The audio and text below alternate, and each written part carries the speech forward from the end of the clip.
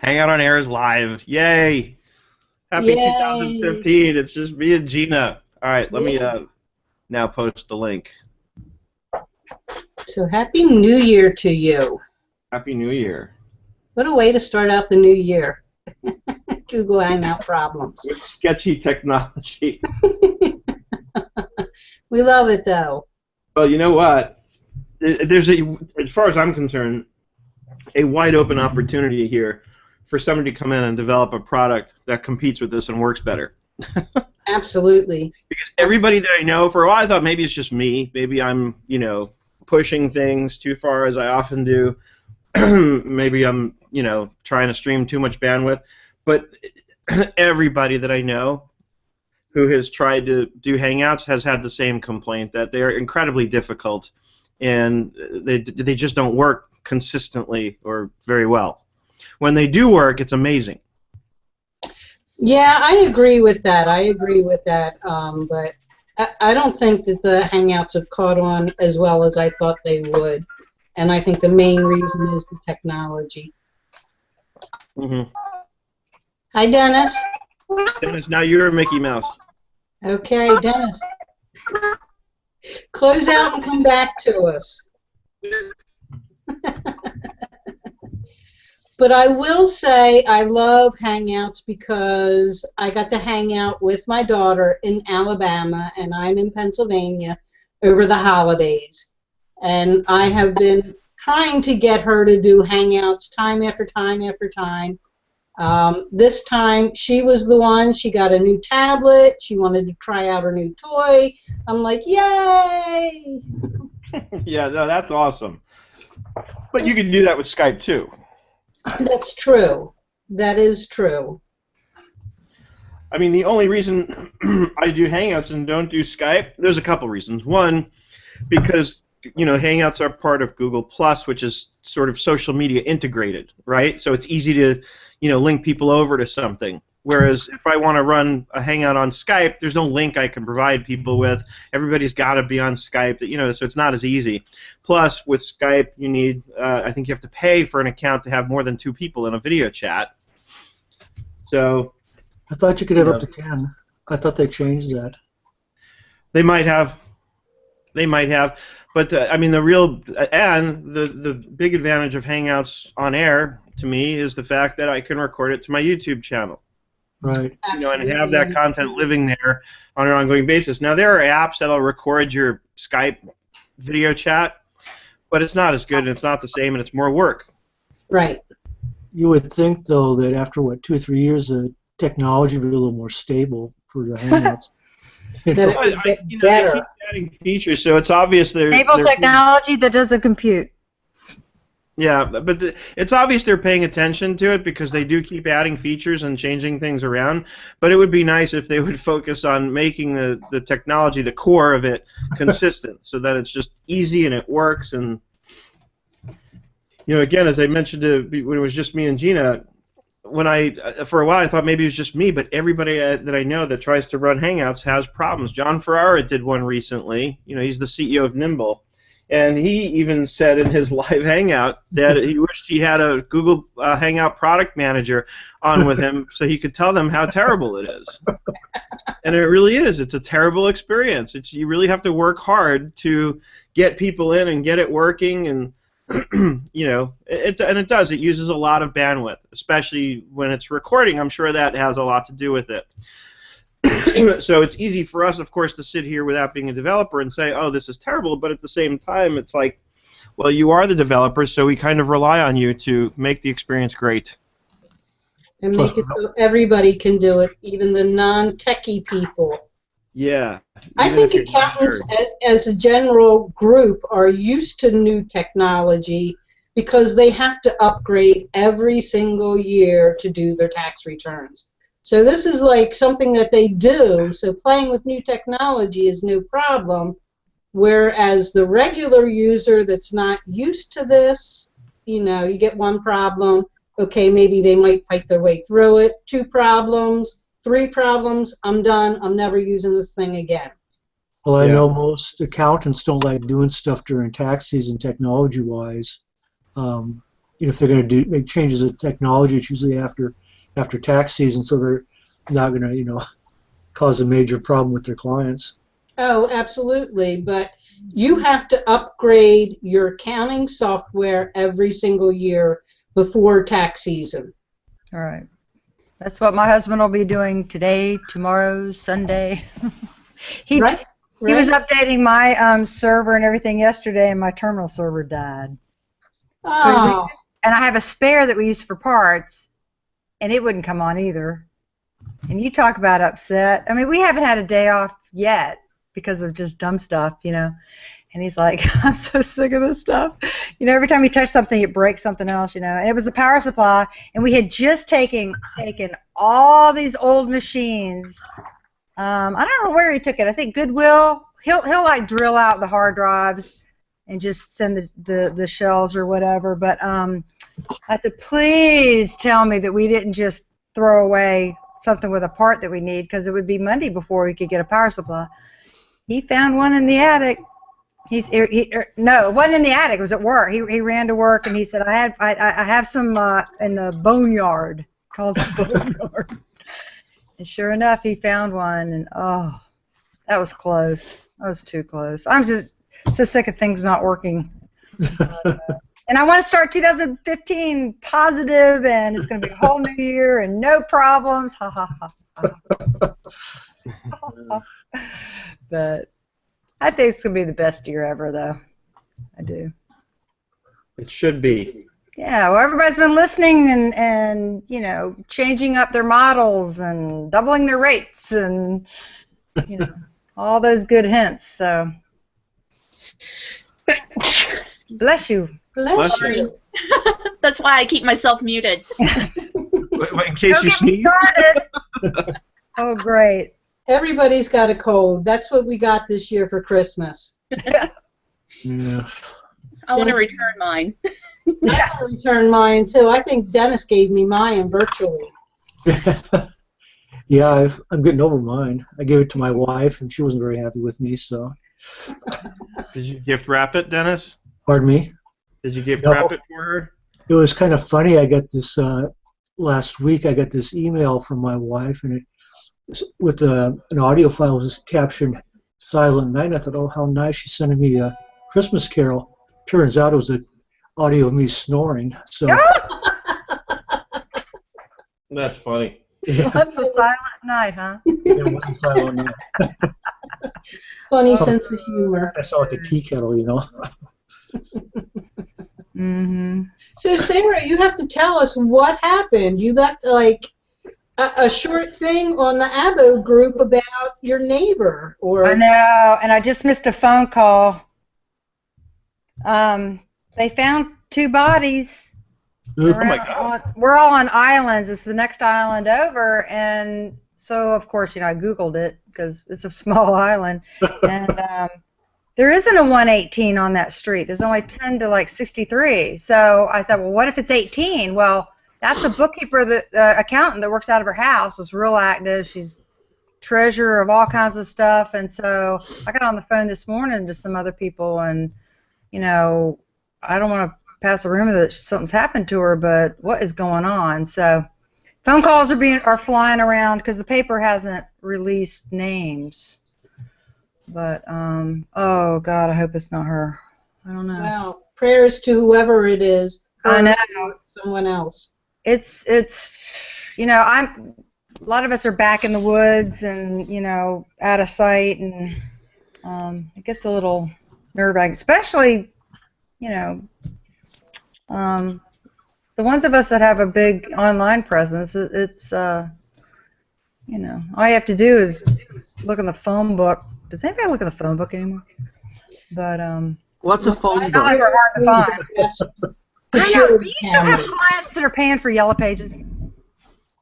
I was No. talking to them as clients. Yellow Pages, wow, what a question. I know. I'm like, why?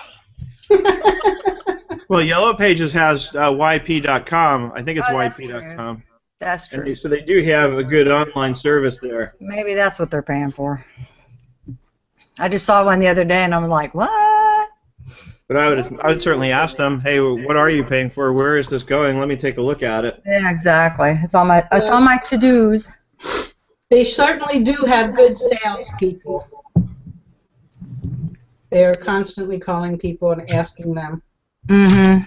Yeah, I have them. Matter, of course, if I see that my clients are spending money on anything related to advertising or marketing, I always make it a point to ask them, how's this working for you? What is this? And I make sure that I understand it, because this is the kind of stuff that I've been writing about a lot in Too Legit to Audit lately, and that we talk about all the time in ABO, is how do we provide those value-added services to our clients? And it means going beyond just looking at the numbers and making sure they're categorized correctly, and asking questions and saying, what is this for? What are you paying for here? If it's not obvious, and even if it is obvious, it may be misleading. Maybe I think it's obvious, but when I ask them what it is they're spending their money on and they explain it to me, maybe it's not what I thought it was. So that's why I always stress that I like to review the numbers with the clients and go through it account by account on a periodic basis, so I get the opportunity to ask them those questions and they get the opportunity to answer them.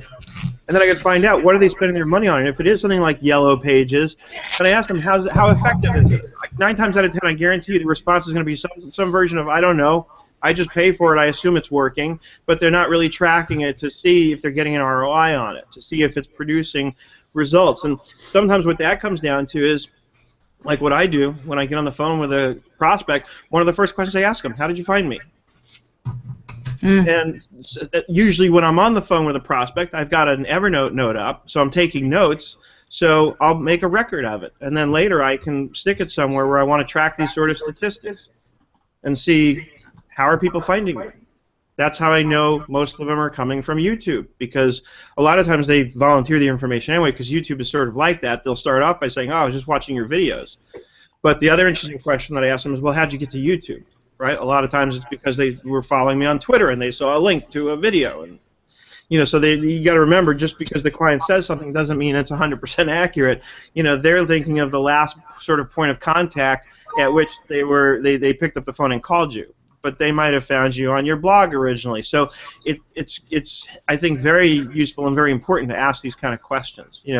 Especially if we're talking about going into 2015 and having the best year ever, then it amounts to setting our goals, figuring out how we're going to track our progress in terms of reaching those goals, and then gathering the data that we need to find out what's working and what's not.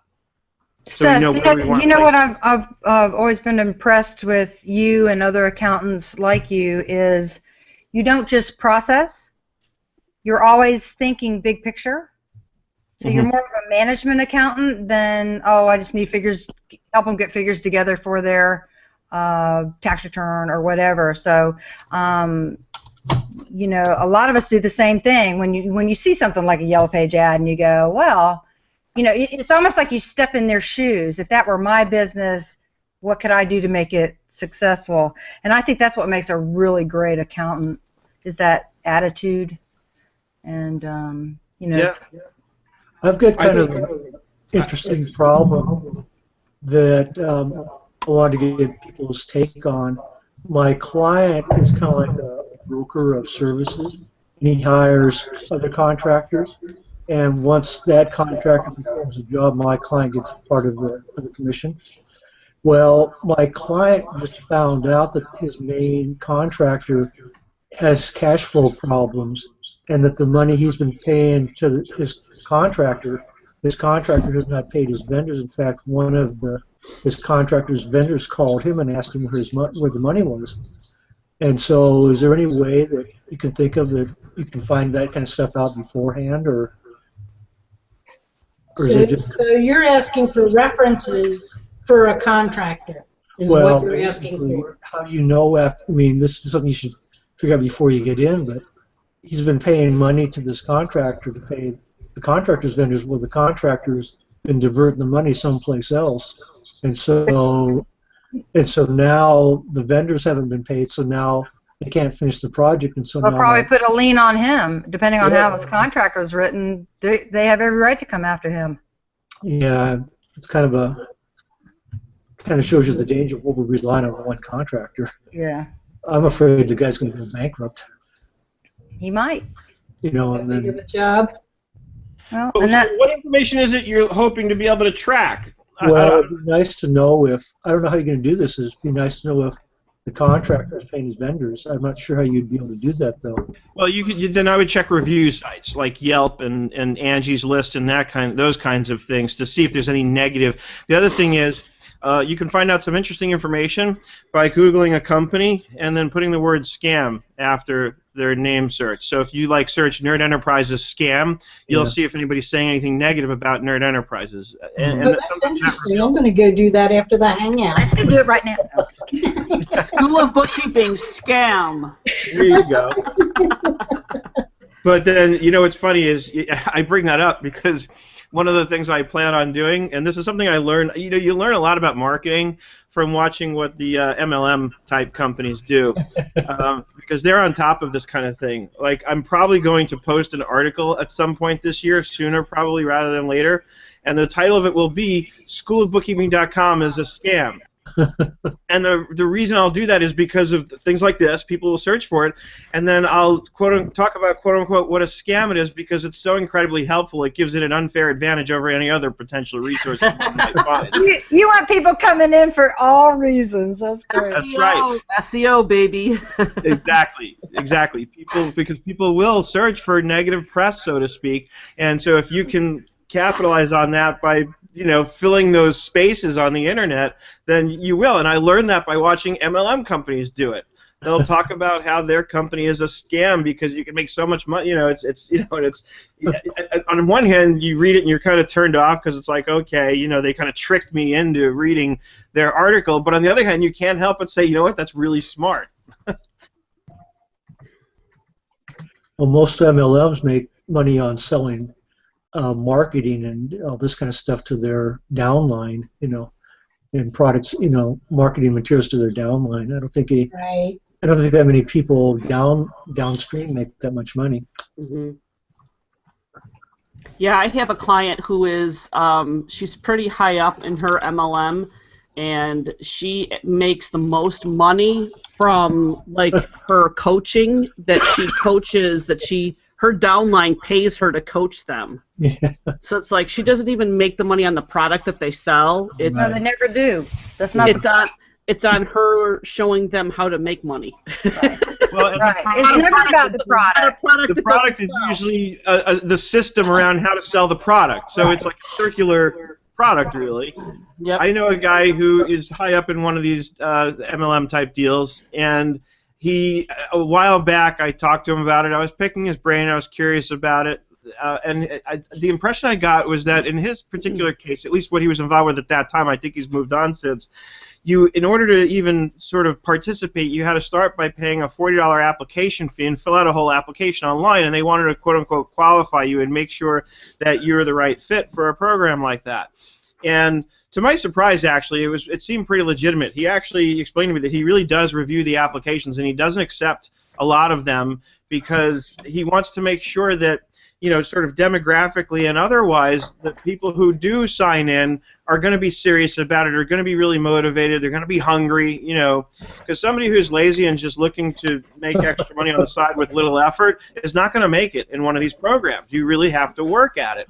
And but I got the impression that he made more money from those little $40 application fees almost than anything else because he had thousands of people paying it, hoping to get in, especially because he was so popular, I think, in that organization. But still, it's kind of funny. Sad but true. Yeah. Yeah, but then it makes me think, okay, how can I replicate that kind of a system? How can I do something that provides actual value but only charge $40 for it so a lot of people will come in? Then again, that's what SchoolofBookkeeping.com kind of is, is we charge a low monthly subscription fee in the hopes that a lot of people will look at that as a very inexpensive way to get access to a lot of resources. So I guess you could say we're doing that. I would distance myself from them and their model, though, Seth. Well, the difference to me is it's taking their concept and applying it to a legitimate model with a legitimate product. I have always felt that conceptually what they offer is solid. They have a great way of helping people make money if you apply yourself to a program like that. in setting up a recent financial model for somebody, I had suggested that she do something like that by way of compensating people for bringing others in to sort of buy into her service. And it's a great idea because she's not offering a service that just teaches you how to sell her service. She has an actual service that she's offering. But taking that concept where you compensate people for bringing it, well, that's what an affiliate program is. Right. Yeah. Right. So sometimes, if the product really doesn't matter, it's not helpful to anybody, and it's all about the MLM. You only have so many friends. You only know so many people. I guess with the internet now, it can be different. But I can remember with this Amway thing, going after a good friend of mine who was a social worker. She doesn't have the money to blow, and they're taking her to lunch. It was so aggressive. And at one point, they even took her to Atlanta for a free, weekend, and it was almost like brainwashing her. She came, and they're saying, "Oh, but if you make all this money, you'll be able to give it to the poor." And they were like hitting her with all the buttons, And fortunately, she has me as a friend. Well, snap out of it, sweetheart. Snap out of it. So the moral of the story is, when planning 2015, don't join an MLM. No. Have a legitimate product or service that you sell, and then let's talk about how to get organized around that. So, I wanted to do this for a while actually, because in our ABO group we get a lot of threads. If I search project management in ABO, I'll probably get like 100 threads, because it comes up pretty consistently and periodically, where people will say, "What are you using to manage your projects?" Right? And we get a lot of different answers to what appears to me to be a lot of great apps. And a few stand out as ones that come up consistently every single time. So the first one I wanted to bring up was Asana, because that seems to be the one that more people than anyone else, when the question comes up, seem to suggest that they like to use. So I did, in fact, take a free trial account this morning with Asana for a school of bookkeeping. In fact, I did it while we were talking at the beginning of this morning's session. And I just invited Eric in as a collaborator. And what was interesting to me is you create teams, I guess, because it asked me as I added Eric, what team are you guys on? And as you can see, we're on the executive team. Right? So I've got that here. Now, the thing I keep hearing about Asana is it's really easy to use, really easy to track and manage everything. So let's go right over here where it says new. I have new task or new section, but immediately I'm wondering, okay, where do I establish what my project is? Right? And somebody's echoing, by the way. I bet if we all just mute while you're doing this. What? Yeah, it was you when you shared. Really? Yep. Love that Google. That's how better. about now? That's better. What'd you do? Actually, all I did was start presenting to everyone. That's weird. Oh, that's happened before. Well, no, also everybody's muted now, so I don't think it was me. I'm not muted, Emma. You're not, Huh. but everybody else just muted. Joanne's muted now, so yeah, it was somebody in the audience, somebody in the crowd was causing problems. I didn't see any green lines. Okay. I was testing to see who it was. Not you. Yay! All right, so I'm playing around because I've really never looked at Asana before. I could swear I looked at it a while back and it looked like it worked exactly the same as Podio or Zoho projects, but this does look different to me. So my first thing is, aside from tasks, is I want to create projects, right? So I'm looking up here, and under schoolofbookkeeping.com, which is what I had established was the company that I was signing up for, for this. Then I have personal projects, but I don't want a personal project. I want a new company project. So let's see what's down here. See, here's in projects and sections. So where do I establish what those project and sections are? Maybe if I go to task by project. See, and this is the kind of thing I look for. Like, to me, this should be like the first thing. Like, okay, create a new project. So this bugs me when it's not that obvious and easy to me. Because I'm looking around, I see new. That's the first place I'd go, right, to create a new project, but I can only create a new task or a new section. Now here I'm viewing tasks by project, but how do I create a new project? Why don't you create a new task and see if you can add it to a project? All right, we'll try it that way, but still I don't like that. On the fly. So now it says no project, so do an abo hangout on project management.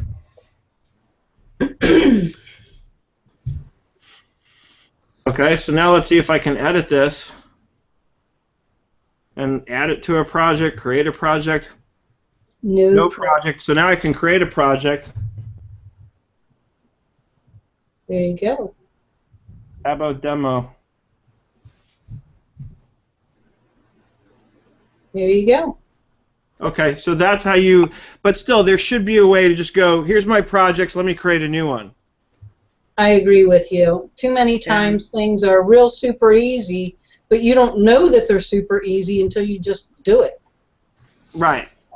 But there are certain things that I expect are, there's certain things when you get into a product that's very robust, you're going to have to expect that it's going to take some work to figure out how to get to certain aspects of it, fine.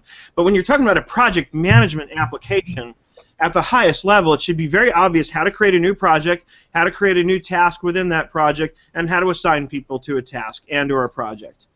And that's why now I'm going to bring up Smartsheet, because I want to show you how easy it is here. Now, I saw you were messing with one of the shared. I've got one of the shared projects. Yeah, I was, because as you might have noticed, we're now set to do a what do you call it? A course for Smartsheet. Oh, okay. So I was kind of playing around, looking at templates and things. So here is, and let me reset the zoom on this. Here is Smartsheet. And it's yelling at me because I got my zoom by default set to 125%. So Smartsheet recognizes in your browser that it wants you to be at 100%. Yeah. So going into Smartsheet, create new blank sheet. Each sheet is a project.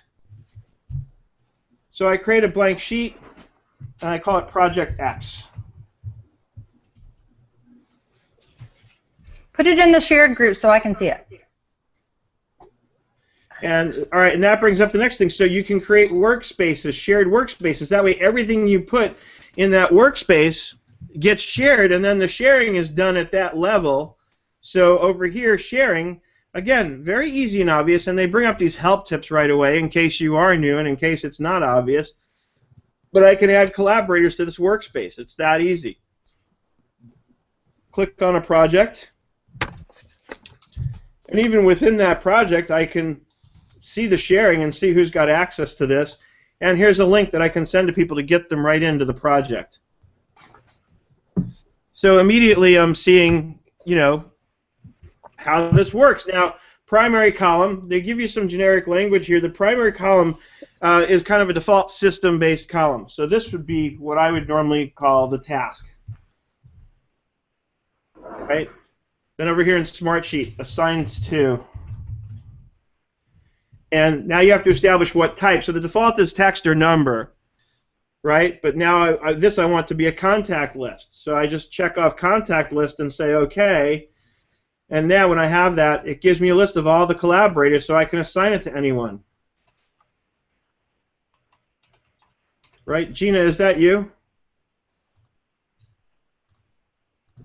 Yes, that is me. Teeny tiny, hard to read. Okay. So I have task, I have assigned to, maybe I have a due date, so a date-based column, or a start date rather. Let's do start date. Assign it to someone else, Seth, because I haven't been in my Smartsheet account for a while, so. Where's Sarah? I'm looking at it. I'm looking at it. I am too. This is just for demonstrative purposes today. We're not going to actually, there's no actual project here. So we have a start date. Now she can do anything. You can make up anything that fits for the client or the job, or I mean, it was fun to play with. Yep. And then you'll find columns that you never used, and you go, oh, that wasn't a good idea, and I'll nuke it. But Now, let's say this is an internal project, but so you would want to establish which client it was for, right? So you can establish that. Now, I forgot to set the type. So I wouldn't necessarily do this as a contact list because if I don't want to invite the clients in there in all of my projects. So what I would do is I would do this as a drop-down list over here, and I could literally take my client list out of QuickBooks, export it to Excel, and copy and paste it into here. You just need I've one done it client with per charts. I've done it with vendor list. I mean, it's really cool. Oh, that's Yeah. neat. That is an awesome feature about Smartsheets. Yep, that it's really set up nicely to copy and paste from Excel. Go away. It wouldn't be a good hangout without Seth's McAfee scan. Seriously. So look at what these date fields do. I could say, okay, this is due by the end of the month. Right? In fact, here, perfect for this month. 1099s. Got to get those done. Yeah, I've already got mine set up, ready to go. Right? And then what I often like to do is put in a comments column. Even though you can use discussions for that, I like having a comments column that's here that I don't have to click on discussions to see. And then what I will usually do with this is color code it. So it looks like a little piece of recycled notepad paper. I like that. The only thing about that, though, is if you're sharing it with a client or sharing it with somebody, you can go into the history for that cell and see who's been in it. But if it's important to track the user and the time and somebody's made a comment, do use the discussion. Yeah, no, the discussions definitely has its place. This is just for very high-level stuff. Yeah, but sometimes you just want to glance at it and it's buried in a discussion. So yeah, and that's the problem. But now, you have to train people. Two things: don't respond to an email. Respond back on the sheet, and if it's important and you're part of a discussion, don't keep changing the comment there because they think they need to comment. So it's a training thing. Yeah.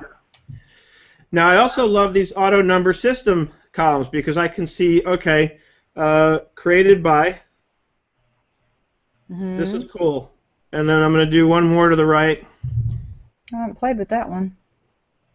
Created date. And then I want to see modified by and modified date.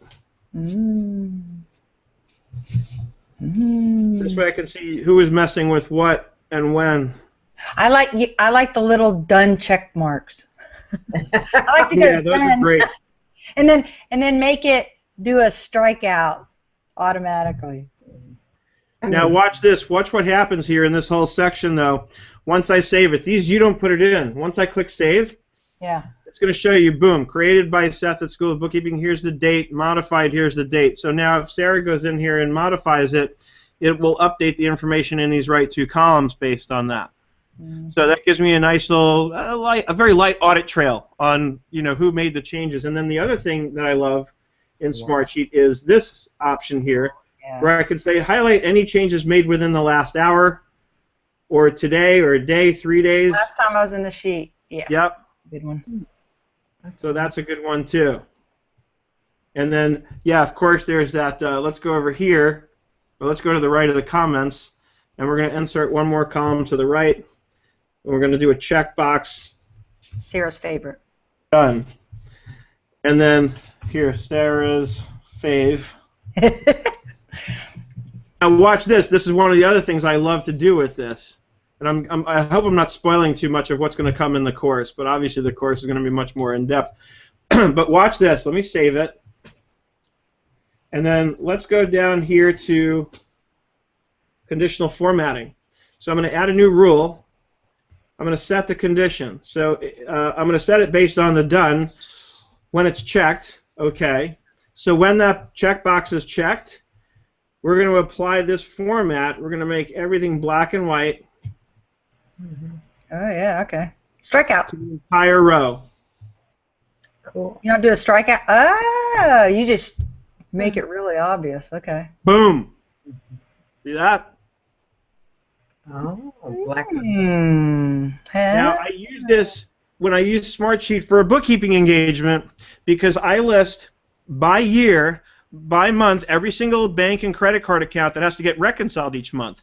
So when that month's statement is reconciled and I have a different line for each month, it's actually account, so it'll be Bank of America 123, and then within that year, and then within that each month, 01 January, 02 Feb, and so on. And then there's a checkbox for reconciled. When my bookkeeper reconciles the statement, he checks it off, so the whole row highlights. The client's invited in to see that. I also have it set on alerts that anytime there's a change made, everybody who's a collaborator gets an email once a day, so that my client will be notified the following day when we've completed each of the reconciliations. And that way the client knows there's progress happening. They know the job's getting done, and they can see exactly where we're at. So this is one of the reasons I love Smartsheets. Now, let's go back to Asana. I mean, from what everybody says, Asana is really easy to use, and it looks that way. It's really easy to set up and create tasks. But at what level of complexity do you need your project management software to go? Yeah, right? I need checklists. I had to go create a task to figure out how to create a new project, and to me that's honestly a little brain dead. I don't like that at all. Now I'm guessing there's got to be a way in here to go directly and say, here's my projects. In fact, now I see this, it says projects. Right? But was that there before? I honestly don't recall seeing that there before. Oh, it was so gray. I missed it too, yeah. So I'm noticing it there now, but I almost want to say maybe it's because we created the project within the task that this appeared. Maybe. I agree with you, Seth. Yeah, I don't think that was there before. I was clicking up here. I was looking at settings, add new team. Like this would be a good place, add new project, right? Or under here, right? Add a project under my company. Not that little gray thing. Yeah, what I kind do of not templates think do they this is have? here. Did you see the templates? What? Did you see the templates? Like when you go to do a project, there's different kinds of projects? Yeah, which is like Smartsheet does that. Yeah. Samples. So, and I'm not knocking Asana. I'm not saying don't use Asana. I'm just saying right off the bat, and you know how I like to do this. I like to unpack these things live in front of everyone, never having seen it before myself, because I like to show what the end user experience is like for somebody who's never seen it before. And I'm usually pretty good and quick about figuring these things out, because I'm the first one who's going to say, well, let's click on everything I can possibly click on and see what it does. Oh, dear. Now, so, and yes, it's true. If I go to create a new project with Smartsheet, it's first of all, it's warning me to save everything, so I'll save it. And over here, we've got some samples, right? New hire checklist, job candidate tracker. So they have a lot of really good templates for this, and these are the featured templates. But then they have it broken down further, right? IT, marketing, project management. They've added some stuff. Yeah, they keep improving it. Well, I need to go play. In fact, they sent an email out last week talking about some of the improvements they made. Apparently, one of the improvements caused a glitch in the system, so they had to actually do like an unscheduled maintenance mode. Yeah. But I like knowing that they're on top of it like that. That they said, okay, let's fix this problem. It was almost like before the users even knew something was wrong. It seems like they were on it, working on it, and had it fixed probably before most people even realized there was ever a problem. No, I knew there was a problem because I used Smartsheets to get payroll. And whoops! I'm like, we're going to be offline for a while, and you know, it's a holiday, and you're like, how long are you going to be offline? But yeah, it wasn't long. They sent an email out explaining it too, you know, and apologizing, of course, and reassuring everyone. So it's, you know, a lot of times it's not like we understand that there's going to be glitches. It's software. There's going to be problems. Right. So it's not so much the fact that there's problems that upsets us as users. It's wanting to feel assured that they're aware of it, on top of it, and working on it and fixing it at the earliest possible moment. That's what we want to see. Right. And always have a plan B. Yeah. That's key. So, all right, what else? Because we're 20 minutes, 40 minutes into the hour. So let's see what other project management apps we can look at. Oh, your brain. Your Yeah. brain. So, oh, gee, one of my newest favorites, What? Active Collab. Ah. So Active Collab, I set up a dummy one because I'm using it, you know, with my Nerd Enterprises email for a lot of actual projects. And, you know, but again, this is very simple. See, now here I go, and look at this new project. There it is. Right? It's very clear. Over here, there's an icon that looks like a couple of people. And sure enough, this is where I go to invite people or create a company. Right? So if I have clients, I create a new company, and I add people in as sort of members of that company. And then I can create a project, and I can assign that company or those people to that project. So really, really simple. And then over here is the pencil ruler thing is where I get the list of projects, and they kind of start you off with a default getting started project. And then once you're in a project over here, you've got the, see, I just love the layout of this. You've got this nice layout, outline, milestones, tasks. So let's go to tasks because that's really where we're going to play the most. Once we're in a project, we want to create tasks for that project, right? New task. And I can name the task. I can put all kinds of notes in here. I can categorize the tasks. So I do that a lot in my courses, right? Because I create a milestone for each sort of section that needs to get done, and then the lessons that go on within kind of go inside that milestone. So you can assign a category for a task, and of course you can assign that task to a particular milestone. And of course, everything's very straightforward. I set the due date. I can have an estimate here. This task is going to take 8 hours, right? And there's other places where I can go to establish what appears in all these drop-downs. Some of them, like categories right here, I can add a new one. For the estimate, I actually have to go into the general settings area to add different categories of estimates.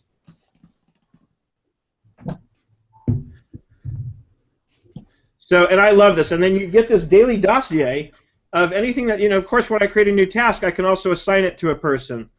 So, assignees. So it'll bring you, everybody that you've added into that project will appear here as an option to check off and assign it to them. And once it's been assigned to somebody and it's been given a due date, it'll be on my email list once I've hit that due date. And it'll be in my daily dossier that I get emailed that says, here's what you need to do.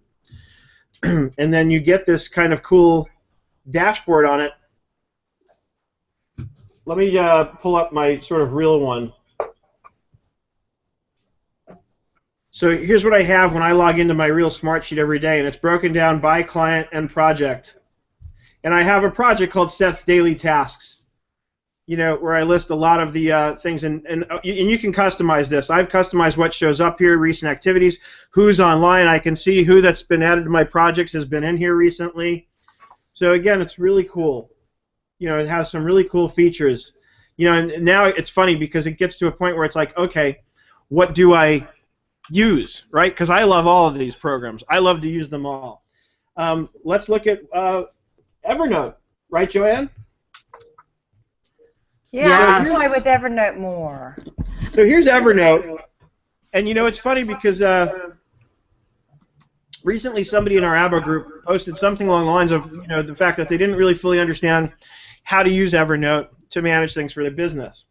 So, and I think Eric made a comment to the effect that he felt Evernote was just very bloated, and I don't think Eric felt that he, you know, I didn't get the impression Eric really got it himself in terms of Evernote. He doesn't use Evernote. He knows that I love it.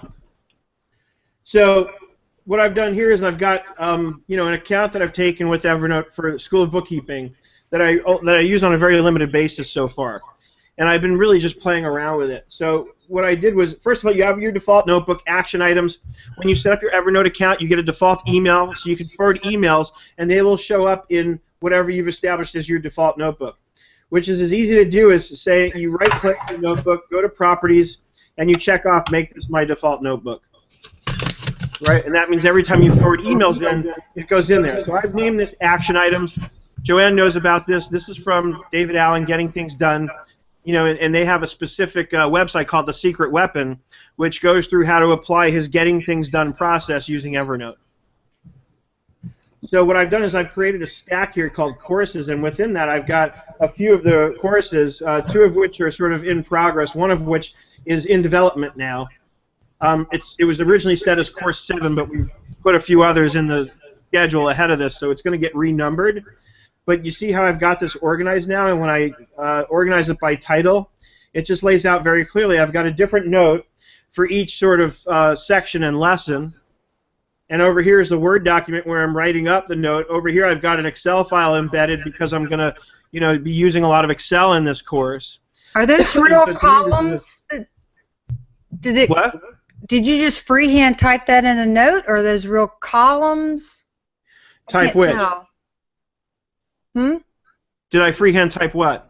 Well, in other words, you've got title, notebook, created, updated. Those are actually columns. So if I right-click here, here are all my choices. Title, created, updated. I can put a source URL on any note, and so that column will show up with that source URL. Notebook, the author. So these are the choices you have in terms of what you can have showing up here in this view. When you start a new note, you just automatically get those features. If I go to create a new note, yeah. So here I have untitled note.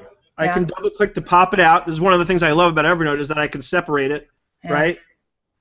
So I can pop it out. Here's the title. Sample note. And then if I go to info here, I can set the source URL, the location. It'll also, if I'm on the app, it'll track my geolocation and it'll automatically set that location when I'm on the mobile app. Yeah. And what's interesting that it does is it also pulls from my calendar. So if my Google Calendar has an appointment established that I have a meeting with Gina, and while I'm in that meeting with Gina, I start a new note, it will automatically stick information from that meeting title off of my Google Calendar in the note. It'll say, note from meeting with Gina on such and such a date at such a time. So all this is establishable within the note, but look at this. There's also different ways of looking at it. I'm in the list view, but I can go to the snippet view here. This comes in handy. So this sort of might remind you a little bit of Microsoft Outlook, where you have that preview view kind of thing. Nice. And then the other thing is, let's say that I have, I had a good example of this in my mind earlier, because then you can tag notes, right? So let me close up courses, and let me create a notebook called projects. Okay, and actually this I want this to be a stack, and then I want to have other notebooks within that. So let me actually rename this Project X. To me, this is a little brain dead in terms of how Evernote works when it comes to creating these stacks. And the stacks are just like folders that you would put notebooks inside of. So if I have Project X here, I can right-click this and say Add to Stack. Right? And so it gives me the existing stacks. I have one for courses, or I can say New Stack. And it just generically creates notebook stack. Then I can go in and rename this. Be nice if they were a little more consistent about what they called things. As a newbie trying to figure out how to get around. Yeah. It's not something I would normally think of. I would call it a folder if it were me. I would say a folder. Right. This way I could have, or you know, a folder with notebooks in that folder. Or really I would call it a cabinet, right? Because you'd have notebooks inside. If you're trying to make it sort of comparable to what we used to do. Visually, yeah. Make it visual. Some people are real. I'm real visual, very color coded, but yeah, I like that idea of a notebook in a cabinet or on a shelf, and then in folders. Yeah. Yeah, and in my own, I actually have cabinet general. I actually have named things according to that mechanism of thinking in terms of a cabinet with files inside of it. So let's say I have Project X, and then let's create another one. Now I right-click this Create Notebook in Projects, and I can call this Project Y. Right, and then inside Project X, let me go back to the list view. That's kind of my favorite. So new note, task 1, right? That's a task within the project. And then Project Y, new note, this one also has a task 1. And let's say that maybe the first task in any project is some kind of an overview, right? So let's add a tag and call it Overview. and we'll go back to this one and give it the same tag. Now that it's been created, it comes up. My tags can be accessed here.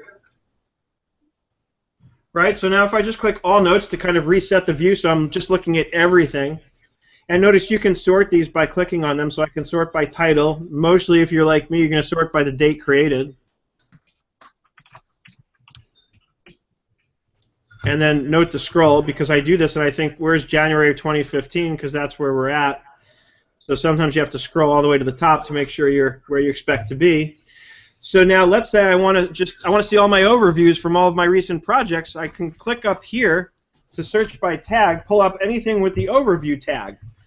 So now what I've got here is I've got a system where I can create my little cabinets. I can put my notebooks inside my cabinets, but then I can use tags to cross-reference things that are in separate notebooks and bring them together in a single query.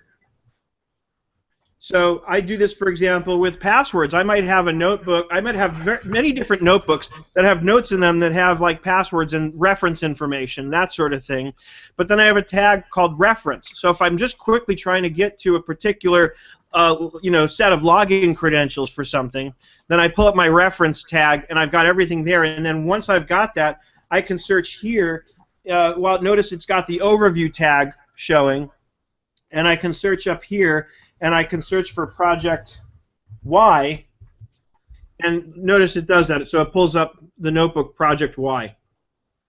So I can click on that. So when you have a lot of information in Evernote, that starts coming in real handy.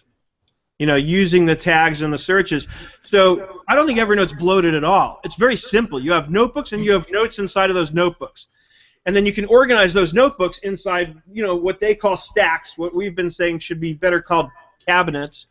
But then you can have tags to cross-reference across everything so that I can easily group and organize information in whatever way it is that makes sense to me. That's what I love about Evernote.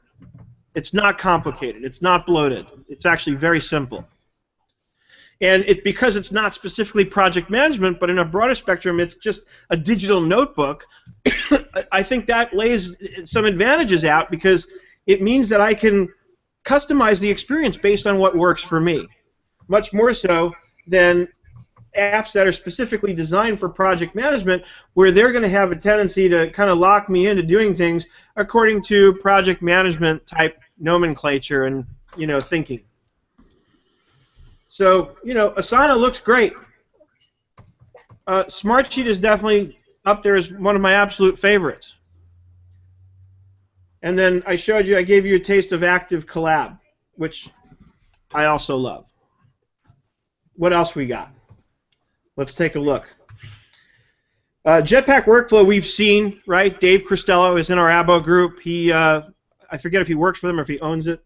He owns it, I think. If you want to find out about Jetpack Workflow, talk to Dave. He's in our Abo group. Podio is, I believe, a Citrix product.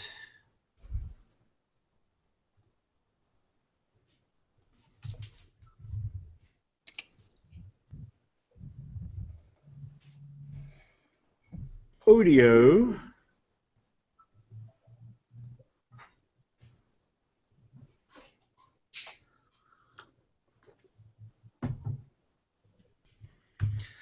There's a better way to work. So I'm going to log in because I do have an account with them. And Podio is free. I think that's one of the big reasons people like Podio. Or no, Asana is the one that's free. Podio has a free plan and it has paid plans. So a lot of people like Asana because it's free. And I'm assuming they also have paid options that give you more. Uh-oh, it doesn't like my login. Well, that's just stupid. Where's your LastPass? LastPass evidently has the wrong information. It had my name instead of my email. Yeah. So I'll have to fix that. Here we are. And then I'll say save password. Here's LastPass. Or it just saved it. Sometimes it'll ask you to update the existing. So here's Podio, and it gives you the activity stream. Podio, I think, works and looks a lot like Zoho Projects, actually. So over here, I've got contacts, I assume, because it looks like a little contact notebook. Yep. Here's my calendar.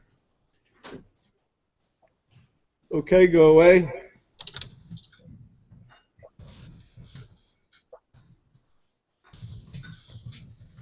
Now here we have, well, here's tasks, I'm assuming, with the check mark. And over here you can go to a workspace. Let's open workspaces.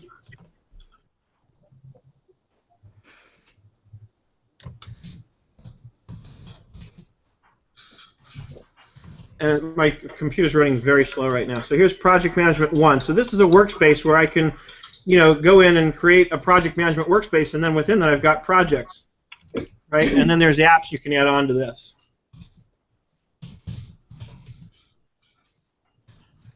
So if I go into projects,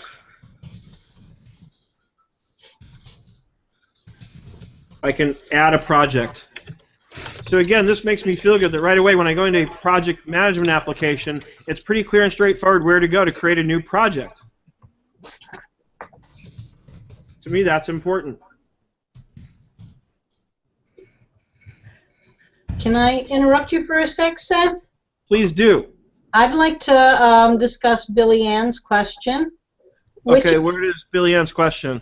Which of these solutions have reoccurring tasks that the thing that's the thing that stymies me? I don't want to have to uncheck things just to check them off again. Okay, so I don't know if any of them actually have recurring tasks, and it seems like it should be an obvious thing. Well, I want to say Some of them do. though, you have to think about what you're trying to track, how you're trying to track, and who you're trying to track it with. I understand what Billy's saying because I use Trello in exactly this way. Right. It's for my bookkeeping clients that I am doing the same tasks Over and over. over and over again. So I have a way that I set it up. My boards are my clients. Then under my clients, I have monthly bookkeeping, January, monthly bookkeeping, February. So we'll say we'll start in January. In January, the monthly bookkeeping includes invoicing, paying bills, reconciliations, and the same way that you do it in Smartsheets, I will have a checklist set up there. So all the person that's working with me that I'm collaborating with does is go on to Trello, look in the client's board, and look at the current project that's happening, and just check off the checklist. Then come February, I go into that client's board, I create a new project that's February's bookkeeping, and copy the checklist from January to February. Right. So, and I want to know, rather than have a single recurring task that in effect gets overwritten each month, I actually want to keep each month's comparable task separate. So look what I've got up, and this is what I was describing earlier, the way I do it in Smartsheet. So here's bank accounts. Bank account 1, 2015. If the task is completed, meaning the account's been reconciled, they check it off, and notice my conditional formatting comes up to make it real clear. And I've got this for every single month. Then I have credit card accounts, right? Credit card 1, 2015, every month. Mine is listed under the, well, yeah. I do mine a little differently. I can make a sample that we can share next week if you want. I know we're running out of time. Well, Gina, I didn't understand. I didn't hear your comment. I don't overwrite each month. I take the monthly tasks and put them. No, I didn't say you overwrote each month. What I was referring to is that Billy Ann setting up a recurring task. Well, I guess that recurring task would create itself every month. I think that's what Billy Ann's going for, is a little more automation. Right. Yeah, that's exactly what I'm wanting. But I would say each month, this task should create. We should create a new copy of this task with a new due date in the following month, whatever that might be. Now, my version of that using Active Collab, what I will do is when I create a new task and I set it up with a particular due date, let's say this is going to be a task that's going to be due January 15th. Yeah, see, I don't do due dates. It's just... Well, if you're going to have a recurring task, it's got to have a due date. You have to have some kind of a date to go on. Yeah, see, I don't like Even if it's the first or the last day of the month, you got to have something. But because you got to know what day I'm going to recur it on. So what I can do here is, once I have the task established, and I can fill in all the information, put in notes, I can create subtasks. The subtasks is another thing I love about Active Collab, and I can assign a subtask to a person, and that can be different than the one the master task is assigned to. But then I can go over here and say copy to project, and basically I copy it right back to the same project. So in 2 clicks, I can duplicate this task as many times as I need to and just update the due dates of each so that I now have a recurring task effectively. That's how I accomplish it here. In Smartsheet, you could do the same thing by simply copying the task, right? Because the task is going to be the line item. Where did my Smartsheet go? You can just make copies and quickly update the due dates on each. So that's how I'd create that there. I can do a whole year at once pretty quickly, just copy it 12 times. Trello, I like Gina's concept. Let me just quickly set up an account here. We have like a minute left. Why don't we get Trello to come in and do a demo? We might do that. I don't know who the contacts there are just yet. Okay.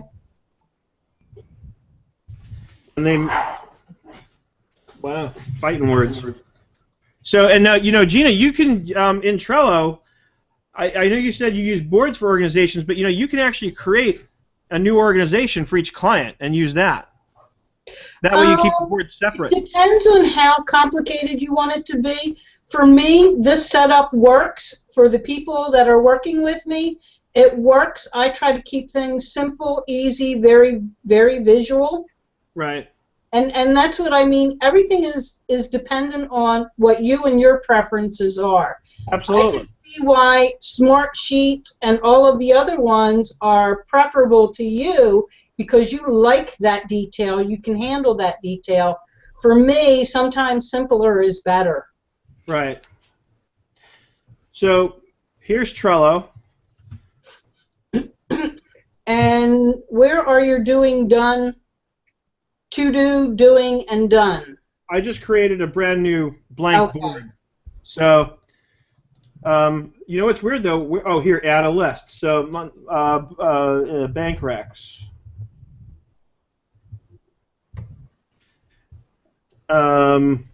Payroll. All right, is that kind of how you do it then, or? Not at all. Okay. So where those folders are, I have to do, doing, and done. I have Duong. Duong. Be careful there, Seth. So Bankrick, so then you do a card for each account that has to be reconciled? I will do a checklist here at this point. The card's going to be January bookkeeping. Instead of starting out at bank reps, yeah, it's January bookkeeping. Okay, go out of it and then go back into the January bookkeeping. And then, yes, we add a due date and create a checklist. Okay, so this is a bookkeeping task. like get the bank statement. Right. You want to see something cool about the checklists? Watch this. This is a really cool trick in Trello that you can do. It's really smart. Oh yeah, you can paste it. Yeah. Yeah. So Gina, give me the tasks for bookkeeping. Just a few samples. Okay. Invoicing, paying bills, reconciliations, reports. All right. So I just quickly typed up this list in the notepad. Watch this. Come over here, copy and paste, add, boom, boom, boom. It creates the checkbox. It's smart that way. Right. And so once January bookkeeping is done and all of those are checked off, it gets moved from doing to done. Then in the doing folder. Now hold on, let me stop you there before you go on. Then you can make a copy of this to do February bookkeeping. That's where I'm going with this. Okay, sorry. That was exactly where I was going. January gets put in done. February is the one you're doing. Yay. Just like that. Got it. And so this, instead of monthly tasks, will be for a specific client. So this will be client X. Right. Exactly. I like it. And do you invite your clients into this, or it's just for you and your... I do not. This is strictly for me and my people. Got it. I like it. See, I do something similar in Smart Sheets, but I do share some of the sheets with the client. So if it's, when you're saying paying bills, we pay bills in weekly cycles. So I'll have, you know, week of January 12th, they usually cut checks on the 16th, and they can attach PDFs right to the Smart Sheet. I can have whether it's approved or not, whether we're waiting on something. I mean, you can be as creative as you want to be in all these programs. Absolutely. Based on how you flow. Right. How clients flow. I agree. I think it's all user preference and what you're comfortable with. Mm-hmm. You know what else is cool that you can do with these? This is where I like to start having some fun. Stuff's addictive. I know. I know. I have to go play with the Smart Sheet depreciation schedule now. Because I have them all in Excel, and I'm so scared of them that I'm going to screw up, you know. Hang on, watch this. This is fun. Where are we? What are we doing? I'll be right there with you. I'm just looking for something real quick. Okay. So is this how you're using it, Billy Ann? Kind of. What I have is I have my clients, a board for each client, and then I have like weekly tasks, monthly tasks, payroll tasks, and that's where I have to go in and I check them off as I do them, and then I'm ready to do them again. Then I go uncheck them, and then I check them off again because I would copy them. Yeah, I would, yeah. Once it's done, put it somewhere where you can. So, Billy Ann, you have weekly, monthly, and then done, and you just kind of create the tasks and then move them over to done? Well, no, I wasn't moving them to done. I was just checking them off and then unchecking them. So now that I knew. Okay, so you kind of lose the history that way. Right. Yeah. What comments and things might have gone on with respect to what was going on when you were doing one particular month. Right. Right. Right. That's why they're saying you should copy it, because this way you can retain that, because you can have collaborators come in and make comments on the card, right? You know, so you can keep track if there was a problem with a reconciliation one month or there was a missing check, you know, who knows. Notice what I did also is I dropped an image in here, and it gives the card a nice visual. Oh, cute. It does. So you can drag an image on any card, and that way you can come up with a cool little icon that represents your monthly bookkeeping. Maybe it's a little calendar or whatever it is, and drop it on there. It just makes the experience nicer and makes it fun to work in. The other thing that's cool that you can do in here, I think you need the paid version, so let me go into my paid one, Trello. We're going into a little bit of overtime here. We're going to pick up with this next week, though. I want to stick with this project management applications thing. Okay. And I want to take a deeper look at Asana, because I know a lot of people love it. If I have time, I'll play with it in the meantime, you know, just so I'm a little more familiar with where to go to do whatever we want to do. But hang on one second, I just want to show you this. If you're collaborating, it's definitely good to have a miscellaneous questions or to-do list that, you know, just stays in your face. Right in the card. Mm-hmm. Because I'll put a date on it, and then sometimes the client or you don't realize how long you've been waiting for that information. And go, right. Right. Mm-hmm. So here's a Trello board that I created to keep track of like ideas that I had for blog posts and videos to do. And you see how you can put a background image on there? I like that. Yeah, because I'm not real fond of that blue. Yeah. Yeah, so if you have the paid version of Trello, if you have Trello Gold, you can do that. And by the way, you can get it for free by referring other people, and they don't have to sign up and pay for you to get the credit. You just have to invite somebody and have them come in, assuming they hadn't already taken an account with Trello, and you get a free month every time you invite somebody. I've had like a year of free Trello Gold. Nice. But yeah, so there's a lot of extra little things you can do on this. There's stickers now. Oh, cool. So again, if I want to give something a cool visual. Mm-hmm. I like your people computer. If a collaborator makes a comment, does it date and time stamp it? Yes. It sure does. Hmm. So if I go in here and I add a comment saying, let's see what the answer to Sarah's question is. You know, email it to them? Yeah. Let's see. They can subscribe. So anytime something happens, if you've subscribed to a card, you'll get an email. Okay. Exactly. And they have to do the same thing. They have to come back into Trello to answer and not just respond with an email. Well, they'll get a link to click on that'll take them directly into the card. Yeah, I know. Smartsheet does the same thing, and they still respond back. Because respond is the natural. That's what you Yeah, do. people Right? hit reply. People just do that, especially if they're not familiar. Like my less tech-savvy clients, they all do that. Active Collab does the same thing where I can create a new discussion, it'll send them an email, and they'll just out of habit hit reply. Out of habit. Makes me And nuts. you can go in there and clean that up, too. Like, one thing that drives me crazy is when they do that and I get all their email signature info in my project management. I don't need that in there. Right, yeah. So I'll usually go in and edit that stuff out. But you see here now, so now it says a minute ago. Of course, when it's more than a minute later, it'll actually give you the date and time. Mm-hmm. That's nice. Yeah. So the same type discussion is going on the card or on the, how about on the, when you're on my checklist, they'll actually have a discussion on the task. It may be more for a card, right? Well, the card really is the task. Yeah. Not if it's a checklist. I'm thinking each thing on my checklist is a task. Oh, okay. You're doing it a little different then. Well, because I may list the things I'm looking for, and we may have a discussion on it. And Now you- look what else I just did. There's an option, it's in the power-ups to age the card. So if something hasn't been touched or looked at in a while, That's I cute. like it too. there's yeah. a visual.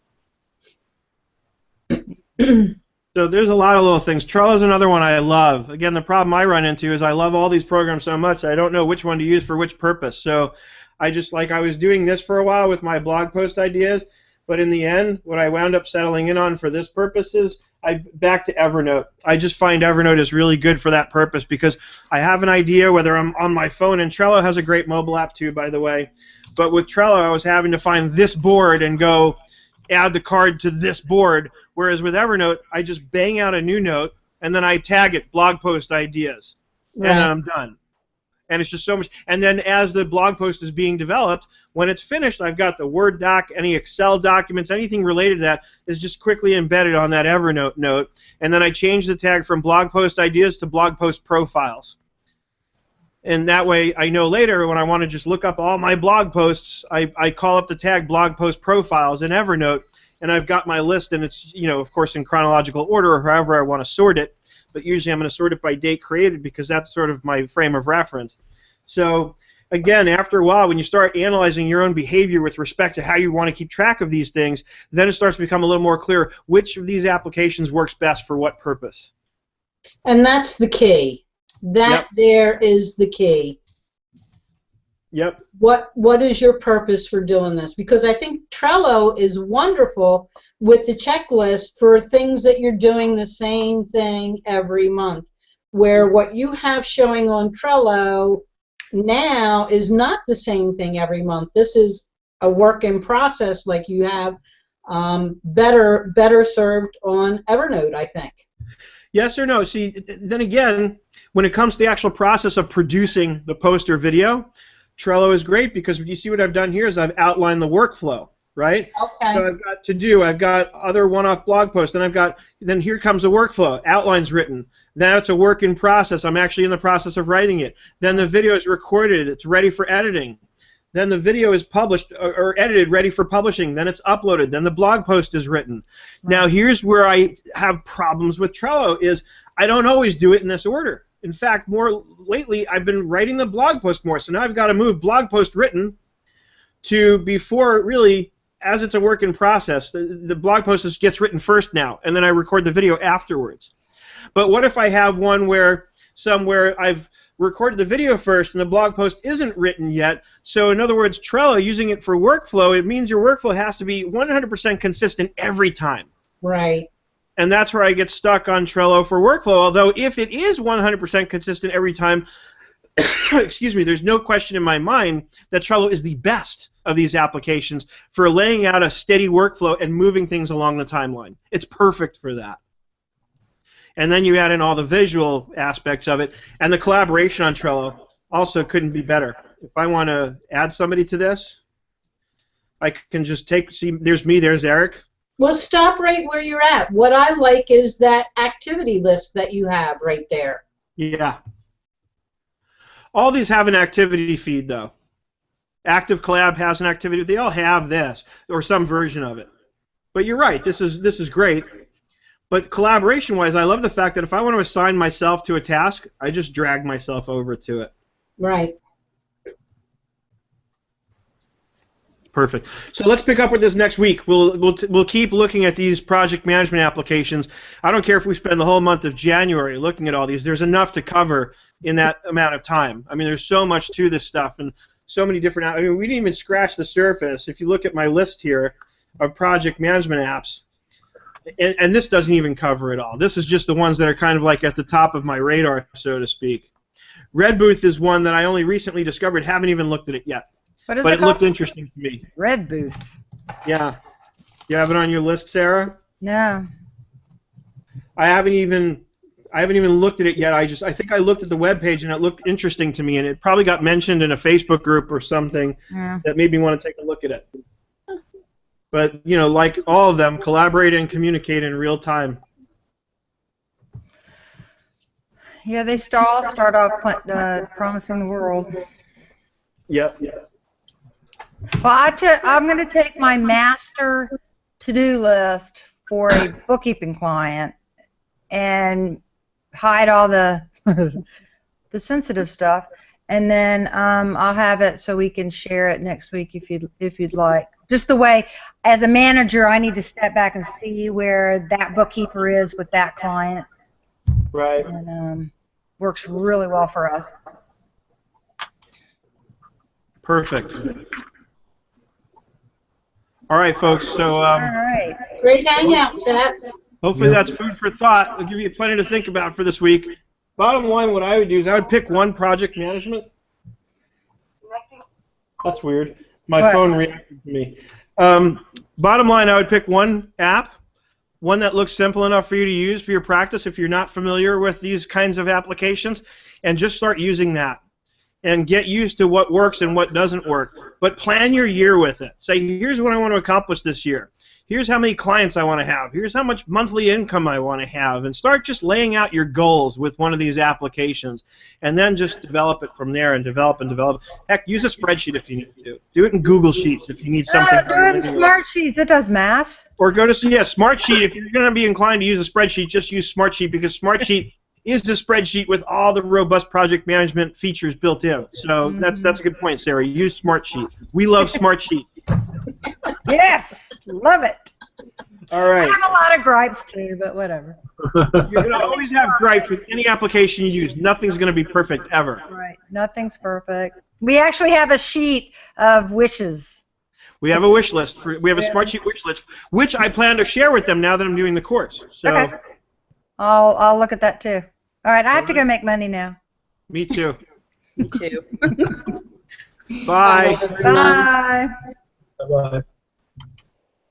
Mhm.